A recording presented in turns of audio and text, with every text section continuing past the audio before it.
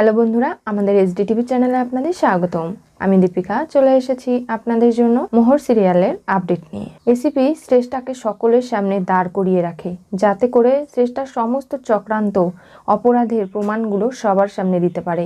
শ্রেষ্ঠা যে কতটা খারাপ মানুষ সেটা প্রমাণ করার পরেই শ্রেষ্ঠার উপযুক্ত শাস্তিরও ব্যবস্থা করবে। অদিতি ম্যাম রেগে যায়, বলে শঙ্খমোহরের সাথে শ্রেষ্ঠার এত কিছু করার সাহস কি করে হয়? কারণ এইবারের কিছু কিছু মানুষ রয়েছে যারা শ্রেষ্ঠাকে ইন্ধন দিয়েছে, ওকে সাপোর্ট করেছে, শ্রেষ্ঠার ভুল ত্রুটি থাকা সত্ত্বেও ওকে কাভার আপ করার চেষ্টা করেছে, নানাভাবে শ্রেষ্ঠাকে সাহায্য সহযোগিতা করেছে শঙ্খমোহরকে সংসার করতে দেবে না বলে ওদেরকে আলাদা করার জন্য। ডে 1 থেকে এই শ্রেষ্ঠা মেয়েটি নানাভাবে আমার ছেলে এবং ছেলের বউয়ের ক্ষতি করার চেষ্টা করছে। কি করে সাহস পায় ওই মেয়েটা এত কিছু করার? দেখো অদিতি, তুমি আমাদের পরিবারের দিকে আঙ্গুল তুলছো।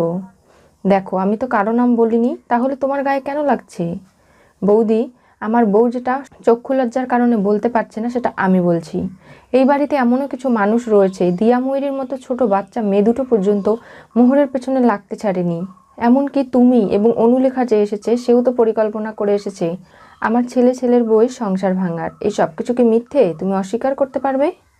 দেখো ঠাকুরপো, আমার এখন যা বয়স তাতে করে আমি আমার সঙ্গবঙ্গ তৈরি করে শঙ্খমোহরের সম্পর্ক ভাঙার জন্য এত বড় একটা অপবাদ নিজের ঘাড়ে নিতে পারবো না। কারণ আমার এখন বয়স হয়ে গেছে, তুমি একটু বোঝার চেষ্টা করো।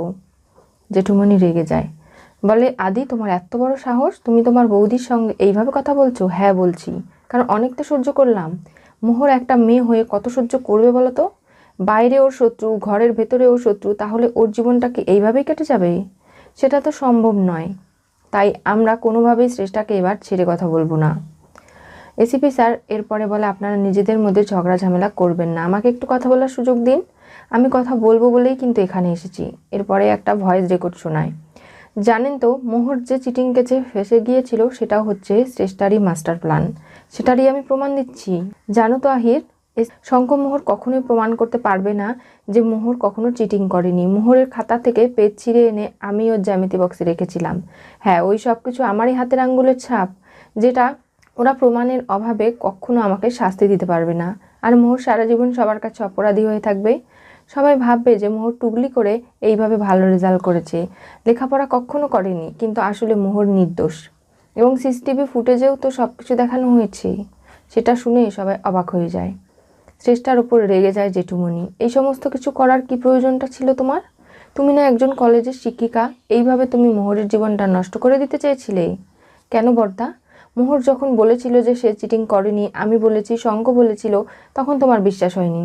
শ্রেষ্ঠার বিরুদ্ধে এত বড় প্রমাণ রয়েছে, সেদিনকে কলেজে সিসিটিভি ফুটেজও দেখানো হলো। কই, তোমরা তো কখনো শ্রেষ্ঠার শাস্তির ব্যবস্থা করনি, উল্টে ওকে সব সময় মোহরের ক্ষতি করার জন্য উৎসাহ দিয়ে গেছো। সেটা কি মিথ্যে বলছি আমি?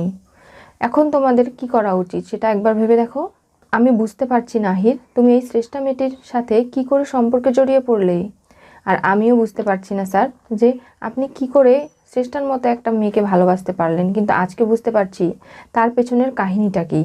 আমি জানি শ্রেষ্ঠার মতো কিছু অপরাধীদেরকে ধরার জন্য আমাদেরকে অনেক কৌশল অবলম্বন করতে হয়। একজন পুলিশ অফিসার হিসাবে সেই সমস্ত অনুমতি আমি পেয়ে গেছি। আর শ্রেষ্ঠাকে ধরার জন্যই আমি এইসব কিছু নাটক করেছিলাম। কি বললে আহির তুমি? তুমি আমার সাথে অভিনয় করে গেছো? আমাকে ডে 1 থেকে একদিনও ভালোবাসোনি তুমি?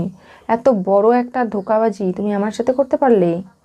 তুমি আমাকে বিয়ের প্রতিশ্রুতি দিয়েছিলে, আমি কিন্তু তোমার নামে কোর্টে কেস করব। করো না, তুমি তো নিজে একজন অপরাধী, আর অন্যের হয়ে কি কেস করবে তুমি? একজন পুলিশ অফিসারের এখতিয়ার কতখানি সেটা তুমি আমাকে শেখাতে এসো না শ্রেষ্ঠা, কারণ আমি সেটা খুব ভালো করে জানি। তোমার যেখানে যাওয়ার, যা কিছু করার করে নাও, তুমি কিছুই করতে পারবে না। তবে আরও একটা কথা, মোহর এবং শঙ্খ যে মন্দিরে বেড়াতে গিয়েছিল তখন তারা দুর্ঘটনার শিকার হয়েছিল। সেই ঘটনার পেছনেও শ্রেষ্ঠা ম্যামেরই হাত রয়েছে। সেটা আপনারা শুনুন। শ্রেষ্ঠা বলছে যে এই শহরটা আমাদের এতটাই মহান হয়ে যায়নি যে রাত বিরাতে এইভাবে ঘোরাঘুরি করলে শঙ্খমোহর কোনো বিপদে পড়বে না। আর শঙ্খমোহরকে বিপদে ফাঁসানোর জন্যই শ্রেষ্ঠাই ওই লোকগুলোকে ভাড়া করেছিল, গুন্ডাগুলোকে, যাতে করে মোহরকে তুলে নিয়ে গিয়ে মোহরের সর্বনাশ করে তাকে মেরে ফেলে দিতে পারে। আর এটাই হচ্ছে শ্রেষ্ঠার একমাত্র উদ্দেশ্য ছিল। মোহরকে একের পর এক মারার পরিকল্পনা করে শ্রেষ্ঠা ব্যর্থ হয়ে যাচ্ছিল, আর তার কারণে ও আরও বেশি করে ডেসপারেট হয়ে গিয়েছিল। এই সমস্ত কিছু শুনেই শঙ্খমোহর অবাক হয়ে যায়, বলে এসিপি স্যার, আপনার উপর আমার অনেক মান অভিমান ছিল, কিন্তু আসলে বুঝতে পারছি প্রকৃত বন্ধু আপনি আমাদের। দেখুন শঙ্খ, আপনার থেকে মোহরের অভিমান আমার উপর অনেকটা বেশি, কিন্তু আমি যা কিছু করেছি আমার ডিউটির স্বার্থে করেছি, প্রমাণ জোগাড় করার জন্যই এই সব নাটক করেছি। তা না হলে শ্রেষ্ঠার সমস্ত চক্রান্তগুলো আমি জানতে পারতাম না, আর প্রমাণও আমি পেতাম না। আমার কাছে শ্রেষ্ঠা যা কিছু করেছে সমস্ত কিছুর প্রমাণ রয়েছে।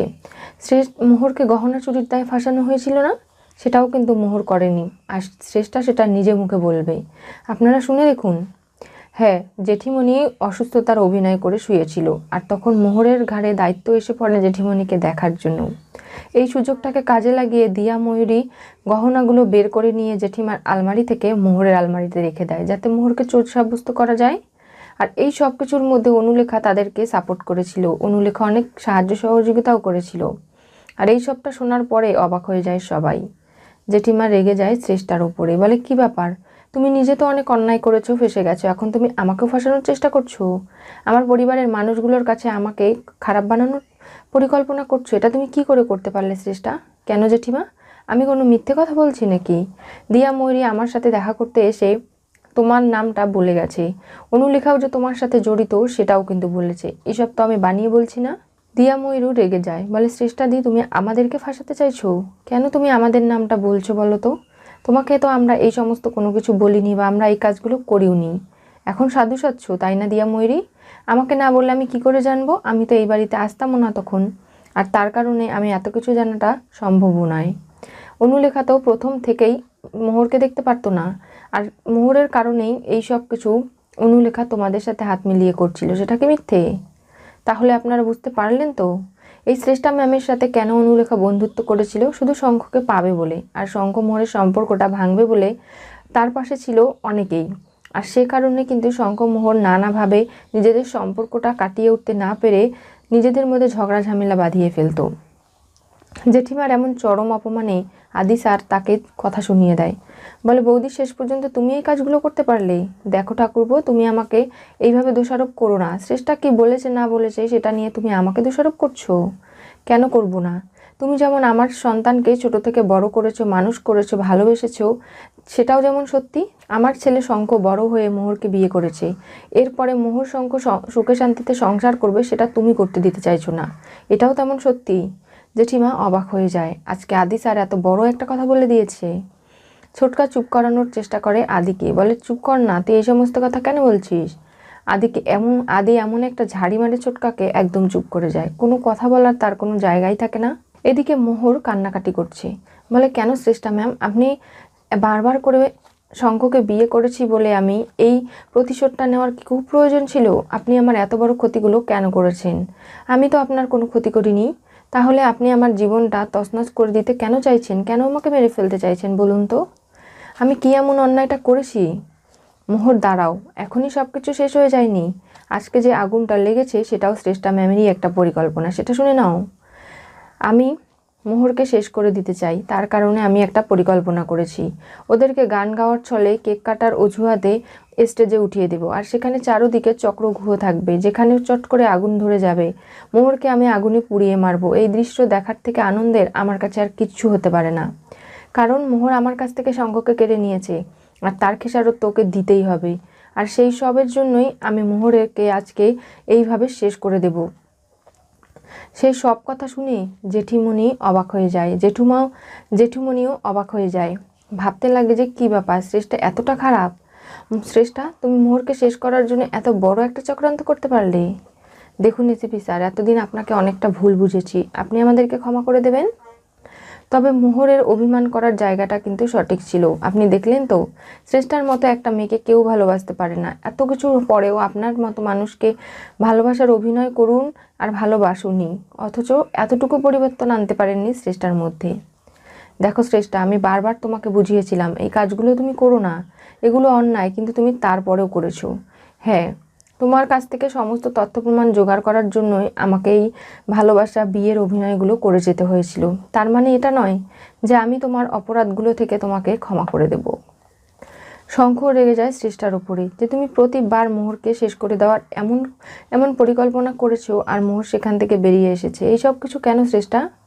কারণ আমি মোহরকে ভালোবেসেছি বলেই আমরা একে অপরকে বিয়ে করতে পেরেছি। তা না হলে এই বিয়েটা কিন্তু হতো না। তোমাকে কখনো হয়তো আমি ভালোই বাসিনি, তাহলে তোমার সাথে আমার বিয়েটা কেন হলো না একবারও সেটা ভেবে দেখেছো কি? সেটা তুমি দেখোনি। এসিপি স্যার সমস্ত প্রমাণ তথ্য নিয়ে শ্রেষ্ঠার মুখোশটা সকলের সামনে খুলে দিল। শ্রেষ্ঠা পুলিশ অফিসারের হাত ছেড়ে দিয়ে এসিপিকে অনেক প্রশ্ন করে। সেই সমস্ত প্রশ্নের উত্তর এসিপি স্যার দিয়ে দিয়েছে। কি হতে চলেছে মোহর সিরিয়ালের পরবর্তী টুইস্টে? এসিপি শ্রেষ্ঠাকে দাঁড় করিয়ে অপরাধের প্রমাণ দিল। শঙ্খমোহরের সামনে মাথা নিচু সকলের। শঙ্খমোহর এতদিন ধরে শ্রেষ্ঠার বিরুদ্ধে অনেক অভিযোগ করত, কিন্তু পরিবারের কেউ সেটা পাত্তা না দিয়ে শঙ্খমোহরের কথা বিশ্বাস না করে শ্রেষ্ঠাকে সাপোর্ট করেছে। আর তার জন্যই শ্রেষ্ঠার এতটা বাড়বাড়ন্ত, অপরাধ করার প্রবণতা আরও বেশি, মোহরের ক্ষতি করার চেষ্টা প্রতিনিয়ত। কারণ এই বাড়ির মানুষগুলোই যে মোহরকে সহ্য করতে পারে না, আর এই বাড়ির মানুষগুলোই মোহরের ক্ষতি করার চেষ্টা করে বলেই একজন বাইরের মানুষ এত বড় সুযোগগুলো পেয়েছে। তাই এবার শঙ্খমোহর কি সিদ্ধান্ত নেবে? আদৌ কি তারা এবার এই রায়বাড়ি ছেড়ে চলে যাবে সারা জীবনের মতে?